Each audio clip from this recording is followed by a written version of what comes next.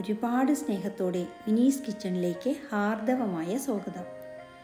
ഇന്ന് നമ്മുടെ വീഡിയോയിൽ ഉൾക്കൊള്ളിച്ചിരിക്കുന്നത് വിനായക ചതുർത്ഥി സ്പെഷ്യൽ വിഭവങ്ങളാണ്. ചിങ്ങമാസത്തിലെ വെളുത്ത പക്ഷത്തിലെ ചതുർത്ഥി ദിവസത്തിൽ ആഘോഷിക്കപ്പെടുന്ന ഒരു ഉത്സവമാണ് വിനായക ചതുർത്ഥി അഥവാ ഗണേശ ചതുർത്ഥി. വളരെ പ്രത്യേകതകൾ നിറഞ്ഞ ശരീരത്തിനുടമയാണ് ഗണപതി.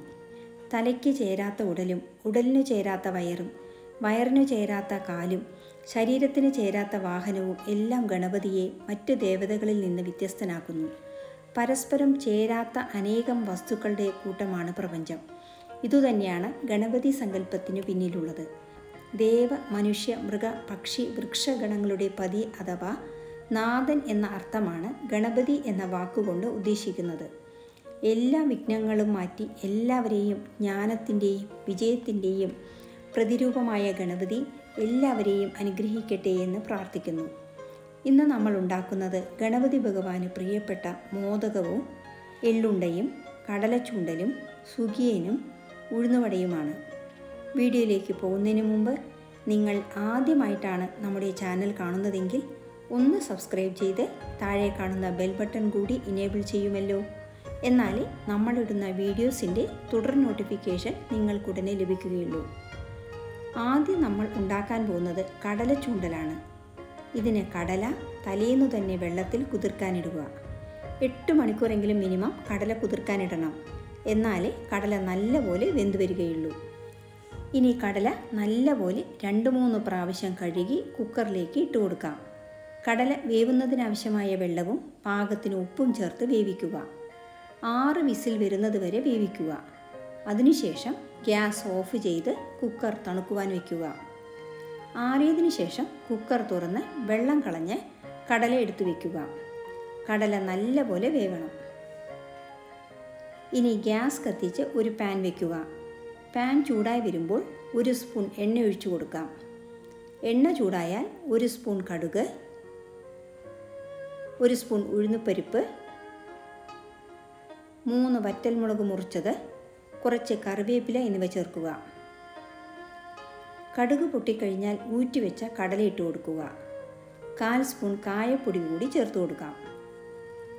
എല്ലാം ഒന്ന് ഇളക്കി യോജിപ്പിച്ചതിന് ശേഷം കുറച്ച് തേങ്ങ ചേർത്ത് 1 മിനിറ്റ് ഇളക്കിയെടുക്കുക. നമ്മുടെ സ്വാദിഷ്ടമായ കടലച്ചൂണ്ടൽ റെഡി. ഇനി രണ്ടാമതായി നമ്മൾ ഉണ്ടാക്കുന്നത് എള്ള് ലഡുവാണ്. പ്രോട്ടീൻ, ആരോഗ്യകരമായ കൊഴുപ്പ്, ഫൈബർ, വിറ്റാമിനുകൾ, കാൽസ്യം, അയൺ, മഗ്നീഷ്യം, മറ്റ് ആൻറ്റി ഓക്സിഡൻറ്റുകൾ എന്നിവ അടങ്ങിയതാണ് എള്ള്. ഇവ പതിവായി കഴിക്കുന്നത് കൊണ്ടുള്ള ഗുണങ്ങളെക്കുറിച്ചറിയാം. മഗ്നീഷ്യം ധാരാളം അടങ്ങിയ കറുത്ത എള്ള് ഡയറ്റിൽ ഉൾപ്പെടുത്തുന്നത് ഉയർന്ന രക്തസമ്മർദ്ദത്തെ കുറയ്ക്കാൻ സഹായിക്കും. കോളൻ ക്യാൻസറിനെ പ്രതിരോധിക്കുന്നു, എല്ലുകളെ ബലപ്പെടുത്തുന്നു. ആൻറ്റി ഏജിംഗ് പ്രോപ്പർട്ടിയുള്ള എള്ള് ചർമ്മത്തിൻ്റെ ആരോഗ്യത്തെ മെച്ചപ്പെടുത്തുന്നു. കൂടാതെ മുടി വളർച്ചയെ നല്ലപോലെ ത്വരിതപ്പെടുത്തുന്നു. ഇനിയും ഒരുപാട് ഔഷധ ഗുണങ്ങളുള്ള എള്ള് നമ്മുടെ നിത്യജീവിതത്തിൽ ഉൾപ്പെടുത്തിയാൽ ഉണ്ടാകുന്ന മാറ്റം വളരെ വലുതാണ്. നമുക്ക് എള്ളുകൊണ്ട് പെട്ടെന്ന് ഒരു ലഡ്ഡു തയ്യാറാക്കാം. ഇത് 1 വീതം ദിവസം കഴിക്കുന്നത് ആരോഗ്യത്തിന് വളരെ നല്ലതാണ്. അപ്പോൾ നമുക്ക് എള്ള് ലഡ്ഡു തയ്യാറാക്കിയാലോ? ഇതിന് ഗ്യാസ് കത്തിച്ച് ഒരു പാൻ വയ്ക്കുക.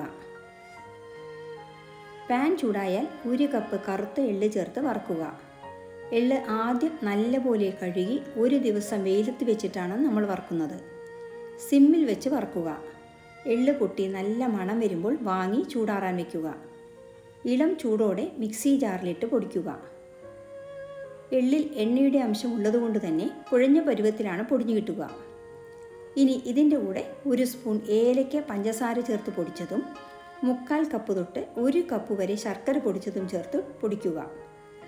ഇനി ഇത് ഒരു പ്ലേറ്റിലേക്ക് മാറ്റാം. നെയ്യോ വെണ്ണയോ ഒന്നും ചേർക്കാതെ തന്നെ ഉരുട്ടുവാൻ കിട്ടും. നെയ്യിൻ്റെ ടേസ്റ്റ് ഇഷ്ടമാണെങ്കിൽ 1 സ്പൂൺ നെയ്യ് കൂടി ചേർത്ത് ഉരുട്ടാം. ഇങ്ങനെ എല്ലാ ലഡുവും ഉരുട്ടിയെടുക്കുക. നല്ല സ്വാദിഷ്ടമായ അതിലുപരി ആരോഗ്യപ്രദമായ എള്ള് ലഡു തയ്യാർ. ഈ ഹെൽത്തി റെസിപ്പി എല്ലാവർക്കും ഇഷ്ടമായില്ലേ?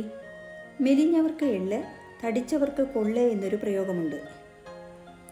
ആരോഗ്യം വർദ്ധിപ്പിക്കാൻ എള്ള് വളരെ നല്ലതാണ്. ഇനി മൂന്നാമതായി നമ്മൾക്ക് മധുര കൊഴുക്കട്ട അതായത് മോദകം ഉണ്ടാക്കാം. ഇതിന് കൊഴുക്കട്ടയുടെ ഉള്ളിൽ നിറയ്ക്കുന്ന സ്റ്റഫിങ്ങിന് നിലക്കടല വറുത്തെടുക്കാം. വറുക്കാത്ത നിലക്കടലയോ വറുത്ത നിലക്കടലയോ യൂസ് ചെയ്യാം. വറുത്ത നിലക്കടലയാണെങ്കിൽ പെട്ടെന്ന് വറുത്തെടുക്കാൻ കഴിയും. വറുക്കാത്ത നിലക്കടല വറുത്ത് കിട്ടാൻ കുറച്ച് സമയമെടുക്കും. അതിനുശേഷം നിലക്കടല തോൽ മാറ്റി പൊടിക്കാം, അല്ലെങ്കിൽ തോലോടു കൂടിയും പൊടിക്കാം.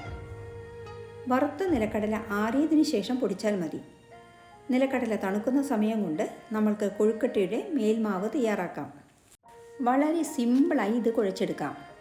ഗ്യാസ് ആദ്യം കത്തിക്കാതെ ഒരു പാനിലേക്ക് 1 കപ്പ് അപ്പം, ഇടിയപ്പം എന്നിവയ്ക്ക് ഉപയോഗിക്കുന്ന മാവ് ഇട്ട് കൊടുക്കുക. ഇനി ഇതിലേക്ക് 1/4 കപ്പ് തൊട്ട് 1.5 കപ്പ് വരെ പച്ചവെള്ളം ഒഴിച്ച് കട്ടയില്ലാതെ കലക്കുക. ഇപ്പോൾ ഗ്യാസ് ഓൺ ചെയ്യരുത്. 1/4 സ്പൂൺ ഉപ്പ് കൂടി ചേർക്കാം.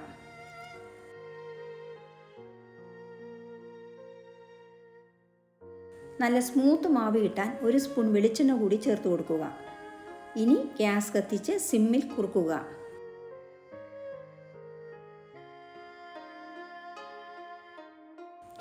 നല്ല കട്ടിയാവുമ്പോൾ ഗ്യാസ് ഓഫ് ചെയ്ത് അടച്ച് 5 മിനിറ്റ് തണുക്കുവാൻ വയ്ക്കുക.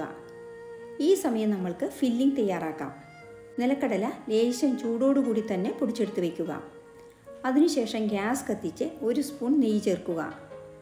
1 കപ്പ് തേങ്ങ ചേർത്ത് വറുക്കുക. ഇനി ഇതിലേക്ക് വറുത്ത് പൊടിച്ച നിലക്കടല ചേർക്കുക. കൂടെ 1 കപ്പ് ശർക്കര കൂടി ചേർത്ത് ഇളക്കുക. ശർക്കരയിൽ മാലിന്യം ഇല്ല എന്ന് നിങ്ങൾക്ക് ഉറപ്പുണ്ടെങ്കിൽ ഡയറക്റ്റ് ചേർക്കാം. അല്ലെങ്കിൽ ശർക്കര ലേശം വെള്ളമൊഴിച്ച് പാനിയാക്കി അരിച്ച് ചേർക്കുക. ഏലക്ക ഇഷ്ടമുള്ളവർക്ക് ഏലക്ക പൊടിച്ച് ചേർക്കാം.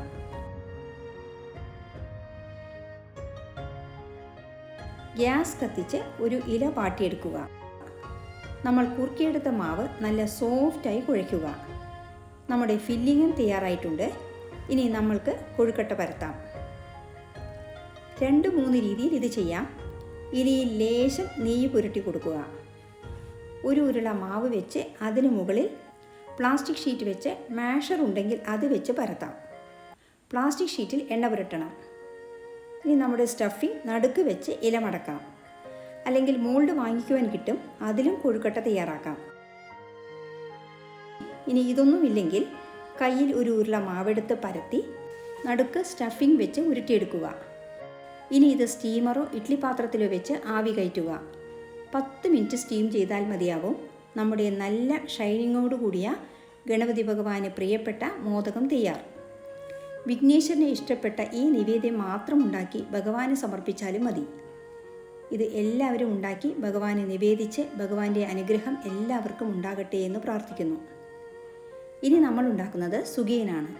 ഇതിന് കടലപ്പരിപ്പ് 1 മണിക്കൂർ കുതിർത്ത് വെച്ചതിന് ശേഷം ഒരു കുക്കറിൽ കുറച്ച് വെള്ളം ഒഴിച്ച് വേവിക്കുക. 5 വിസിൽ വരുന്നത് വരെ വേവിച്ച് കുക്കർ തണുക്കാൻ വയ്ക്കുക. സുഖിയൻ്റെ മേൽമാവ് തയ്യാറാക്കുന്നതിന് 1 കപ്പ് ഉഴുന്നും 1 കപ്പ് പച്ചരിയും എടുത്ത് 3-4 പ്രാവശ്യം കഴുകി 1 മണിക്കൂർ വെള്ളമൊഴിച്ച് കുതിർക്കാൻ വയ്ക്കുക. ഇഡ്ഡലി മാവുണ്ടെങ്കിൽ അത് മേൽമാവായി യൂസ് ചെയ്യാം. അല്ലെങ്കിൽ മൈദാമാവ് കലക്കിയും മേൽമാവ് തയ്യാറാക്കാം. അരിയും ഉഴുന്നും കുതിർന്നു വരുവാൻ എടുക്കുന്ന സമയം കൊണ്ട് നമ്മൾക്ക് ഒരു സ്റ്റഫിംഗ് തയ്യാറാക്കാം. വേവിച്ച കടലപ്പരിപ്പ് മാഷറോ മത്തോ അല്ലെങ്കിൽ കരണ്ടിയോ കൊണ്ട് നന്നായി ഉടച്ചെടുക്കുക.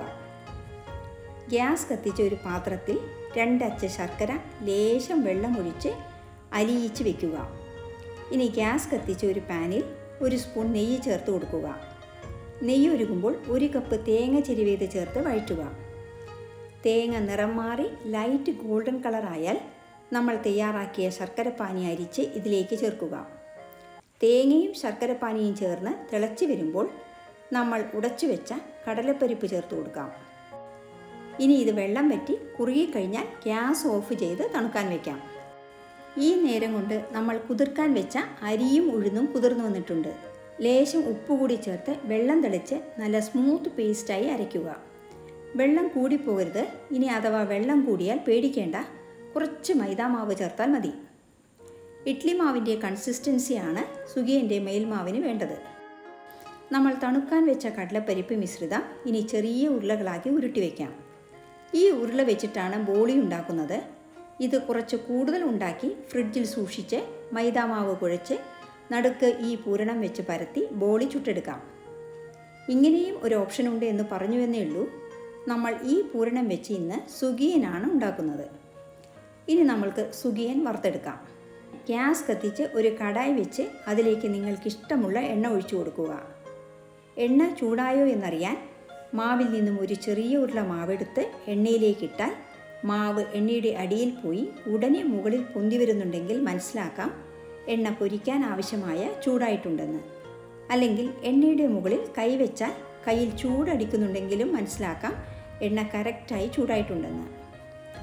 എണ്ണ ചൂടായാൽ ഉരുട്ടി വെച്ച ഉരുളകൾ മാവിലിട്ട് മുക്കിയെടുത്ത ശേഷം പതുക്കെ എണ്ണയിലേക്കിടാം. ഗ്യാസ് മീഡിയത്തിൽ വെച്ച് തിരിച്ചും മറിച്ചുമിട്ട് പൊരിച്ചെടുക്കുക. ഇങ്ങനെ എത്ര സുഗിയൻ ആവശ്യമുണ്ടോ അതിനനുസരിച്ച് പൊരിച്ചെടുക്കുക. നല്ല രുചികരമായ സുഗിയൻ തയ്യാർ.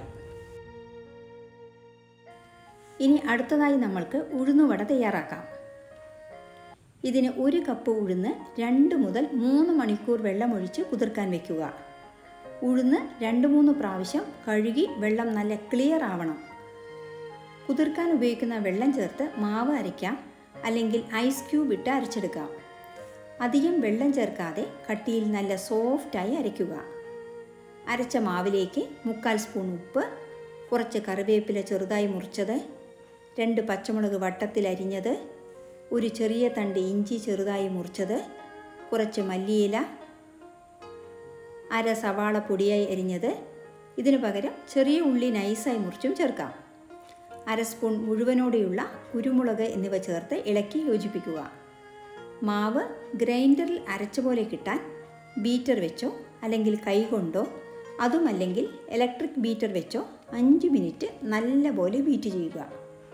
മാവ് ലേശം വെള്ളമാണെന്ന് തോന്നുകയാണെങ്കിൽ കുറച്ച് അരിമാവ് ചേർത്ത് യോജിപ്പിക്കുക. ഇനി വടകൾ വറുത്തെടുക്കാം. ഗ്യാസ് കത്തിച്ച് പാൻ ചൂടാകുമ്പോൾ എണ്ണയൊഴിച്ച് ചൂടാക്കാൻ വയ്ക്കുക. എണ്ണ ചൂടായാൽ കൈ വെള്ളത്തിൽ നനച്ച് ഒരു ഉരുള മാവെടുത്ത് ഇങ്ങനെ കയ്യിൽ വെച്ച് നടുക്കൊന്ന് കുഴിച്ചു കൊടുത്ത് മെല്ലെ എണ്ണയിലേക്ക് ഇട്ട് കൊടുക്കുക. അതിനുശേഷം ഗ്യാസ് മീഡിയത്തിനും ലോവിനും ഇടയിൽ വെച്ച് സാവകാശം 2 വശവും മൊരിയിച്ചെടുക്കുക. ഹൈ ഫ്ലെയിമിൽ വെച്ച് വട ചുട്ടാൽ പുറം മൊരിഞ്ഞിരിക്കും, ഉള്ള് വെന്തു കാണില്ല. അതുകൊണ്ട് ഗ്യാസ് അഡ്ജസ്റ്റ് ചെയ്ത് വട ചുടുക. വട വാങ്ങുന്ന സമയത്ത് ഗ്യാസ് ഹൈയിൽ വയ്ക്കുക. എണ്ണ ഒട്ടും കുടിക്കാത്ത നല്ല മൊരിഞ്ഞ രുചികരമായ ഉഴുന്നുവട തയ്യാറായി. ഇനി നമ്മൾക്ക് വിളക്ക് കൊളുത്തി ഗണപതി ഭഗവാന് നമ്മൾ ഉണ്ടാക്കിയ വിഭവങ്ങൾ വെച്ച് പൂജ കഴിക്കാം. കൂടുതൽ വിഭവങ്ങൾ വേണമെങ്കിലും നിങ്ങൾക്ക് ഉണ്ടാക്കാം. പായസം കൂടി വെച്ചാൽ കുറച്ചുകൂടി നല്ലത്. എന്ത് നിവേദിച്ചാലും ഒരു പൂവാണെങ്കിലും കൂടി ആത്മാർത്ഥമായി ഭഗവാന് സമർപ്പിച്ചാൽ അത് മതി. ഇന്നത്തെ വിനായക ചതുർത്ഥി വിഭവങ്ങൾ എല്ലാവർക്കും ഇഷ്ടമായി എന്ന് കരുതുന്നു. വളരെ സിമ്പിളായി ഉണ്ടാക്കാൻ കഴിയുന്ന വിഭവങ്ങളാണ് ഈ വീഡിയോയിൽ ഉൾക്കൊള്ളിച്ചിരിക്കുന്നത്. നിങ്ങളും ഇതുപോലെ വിഭവങ്ങൾ ഉണ്ടാക്കി ഭഗവാന് സമർപ്പിക്കുമല്ലോ. നമ്മുടെ ഈ വീഡിയോ ഇഷ്ടമായാൽ ലൈക്ക് ചെയ്യാനും നിങ്ങളുടെ പ്രിയപ്പെട്ടവർക്ക് ഷെയർ ചെയ്യാനും മറക്കരുതേ. കൂടാതെ നിങ്ങളുടെ വിലയേറിയ അഭിപ്രായങ്ങൾ താഴെ കമൻറ്റ് ബോക്സിൽ രേഖപ്പെടുത്തുമല്ലോ. വീണ്ടും മറ്റൊരു നല്ല വിഭവവുമായി കാണാം. Thank you for watching and supporting.